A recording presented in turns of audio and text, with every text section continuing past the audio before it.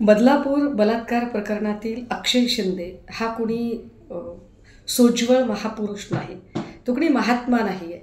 त्यामुळे त्याला फाशीची शिक्षा व्हायलाच हवी. पण फाशीची शिक्षा होताना एक कायद्याची प्रक्रिया असते, ती फॉलो केली पाहिजे.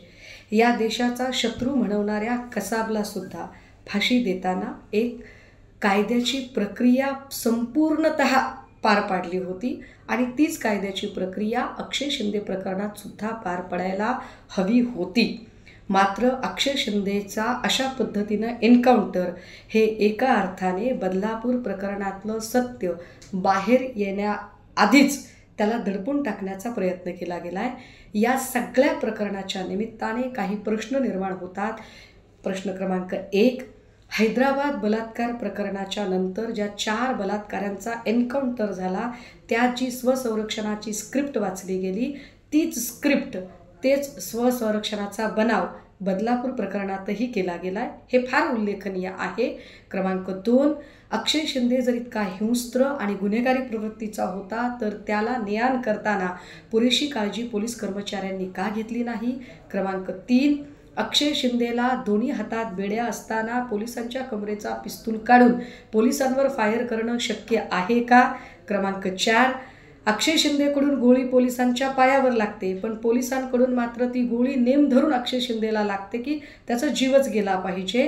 क्रमांक 5, पहिल्या दिवसापासूनच या संपूर्ण प्रकरणाची जी एकूण तपास यंत्रणाची होती ती कमालीची संशयास्पद होती.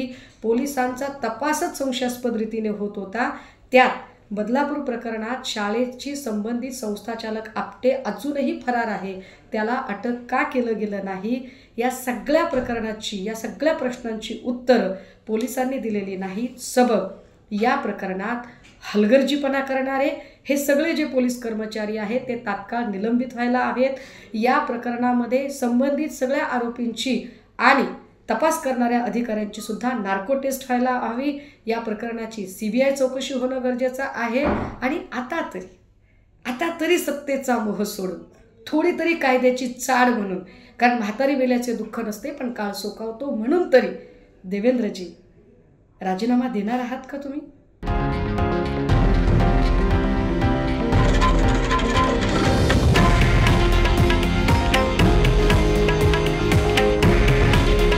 हे आहे देशातील नंबर 1 न्यूज नेटवर्क आणि आपण पाहत आहात TV9 मराठी. काळजी तुमची, हित महाराष्ट्राचं.